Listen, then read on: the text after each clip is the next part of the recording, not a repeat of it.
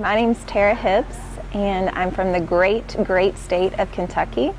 I graduated from the University of Kentucky with a degree in dietetics, and before I moved here to Haiti, I worked as a nutritionist in a hospital in Lexington. I moved here in November of 2011, so I've been here for 3 years now, working on my 4th school year. When I first moved here, I taught kindergarten and a couple of high school classes. My 2nd year, I taught preschool and a couple of high school classes. But then I started to realize that I really love high school students for some strange reason. So right now, I'm just strictly the high school teacher, and I teach high school grammar to all 4 high school grades, and then also a literature class and a writing class.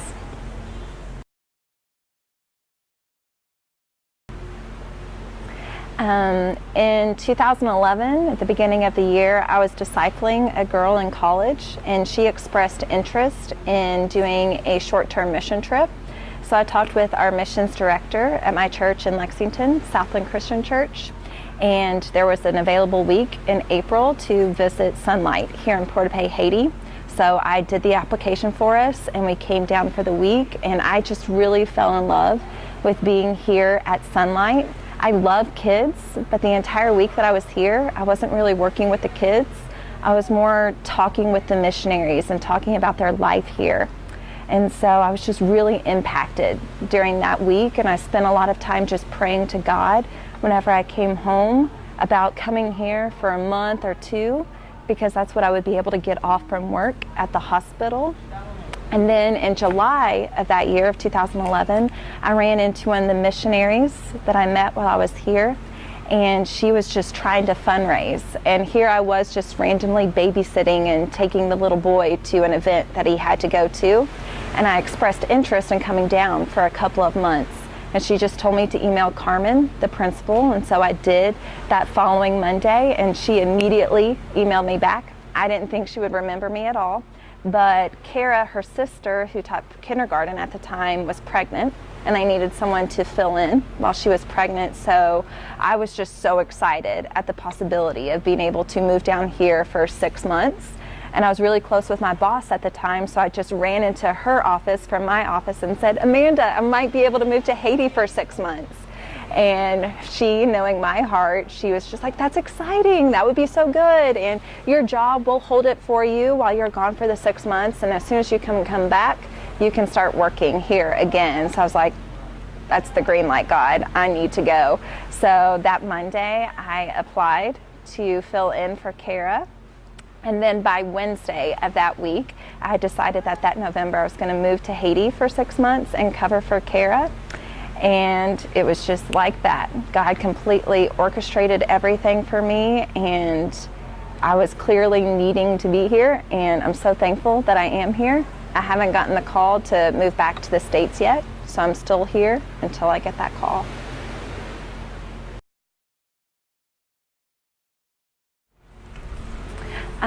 A big difference that stands out to me between America and Haiti is that in America, independence reigns. If you are independent, and that means that you are successful. If you can take care of your family, if you can pay your bills, you are a good person. But then whenever I look at Haiti, it just seems that dependence reigns, being dependent on someone else to give you money, being dependent on someone else to give you food, being dependent on someone else to provide medical care for you. And I've just really looked at these two differences, and I'm really starting to see that a balance between the two is really needed, because in America, independence being king, you start to see yourself as your own provider. In Haiti, independence being king, you aren't really working, you aren't trying to take care of yourself, and you're just becoming dependent on others. So you need a balance in being able to take care of yourself and then also taking care of your family, while also still having a dependence on God being the true provider for everything. And here in Haiti, working and being able to provide is still an admirable quality, but it just seems to be the goal to be dependent on someone else and have someone else take care of you and provide for you rather than you taking care of yourself. And then another big difference that I've noticed between America and Haiti is just the simplicity of order. America is more organized and it has its systems of order that can be taken advantage of, but here in Haiti there's just no system of order whatsoever. So from medical care to being able to cook your meal, from taking care of the garbage and just the simple roads, that we have such organization and order in America, that's lacking here in Haiti.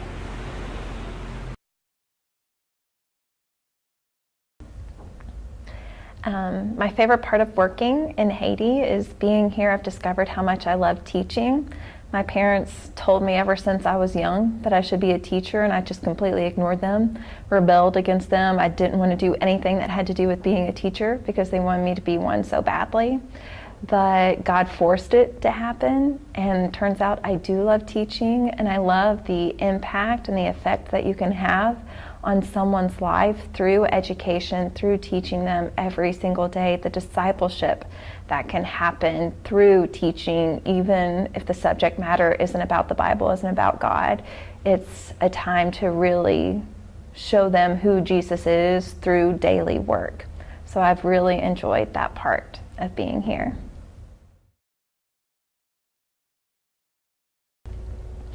The hardest part about being here is really just discerning when and what to give, what to say yes to, what to say no to, because you're here and you're just surrounded by such great needs, so many people who are hungry, so many people who can't afford medicine, houses that are burning down. So it's just really hard to say no and to not have them grow dependent upon you to meet their basic needs and to try to teach them to take care of themselves and provide for themselves. So it's really hard to discern between when and when not to give to someone. But then it's also really hard to be here and have your heart be somewhere else. My heart has just grown in my family and in my love for people. So now my heart is wanting to be in Owensboro, Kentucky, and Lexington, Kentucky, and Port-de-Paix, Haiti.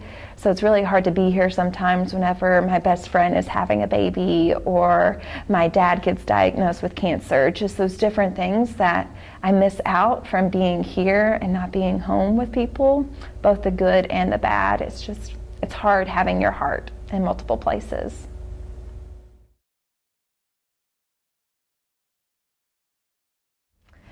Here in Haiti, they speak Haitian Creole, which is kind of just this mesh between French, a little bit of English, and a little bit of Spanish all mixed together.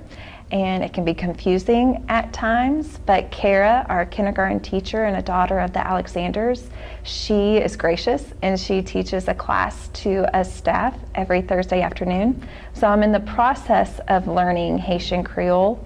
I can take care of business when it needs to be done. If I see something that does not need to be happening, I can go correct it, or if I'm downtown and I need to get somewhere, I can take care of that. My best friend and her husband, it's their favorite part of me being here, is learning a different language. And so whenever I'm usually home at the summertime, they'll be cooking something or just randomly say, oh, say this in Creole. And so Joey, we were cooking lunch and he said, tell everyone that we're having spaghetti for lunch. So I just said, Jodia nous gagnons spaghetti pour manger. And it just floored. They thought it was so funny. Or he'll ask me, make me a cake. So I'll say, fais gâteau pour moi, s'il vous plaît. So just little things like that that are the fun and the exciting part of being here.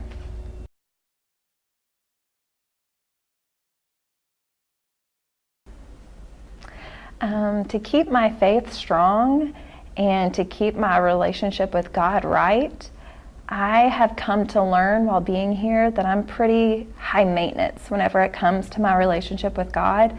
I require a lot of time with Him in the morning before I can start my day.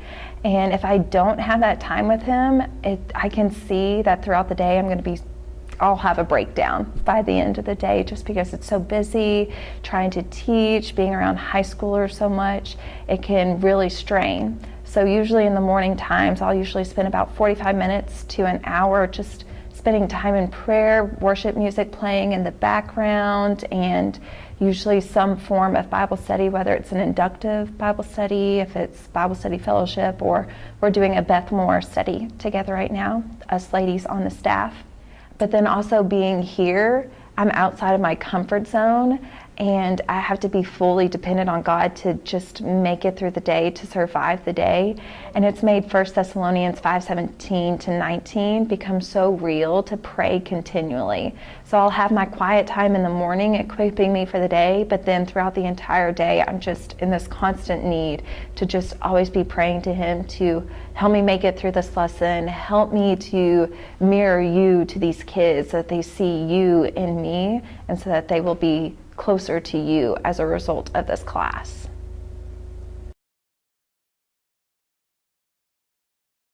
So future plans. Whenever I was in America, I was very much so, okay, do this for 2 years, then I'll start this, and then I'll move on. In moving here, I've learned to stop planning for the future. Right now I am working on my master's from Asbury University in education for English as a second language. So I do plan to finish that, and hopefully if I'm still here I can continue working in that, or if I move back to the States I can work in that field. But moving here, I've learned to know and appreciate this common Creole phrase of bon Dieu connaît, God knows. And it has really taught me to just relinquish my own plans, relinquish my own control over my life, because it's not my own. So I know that today I'll finish teaching if God wills it, and then I'll have Creole class, and then I'll have discipleship time, and then Bible study time at the House of Moses. But 5-10 years, bon Dieu connaît, God knows.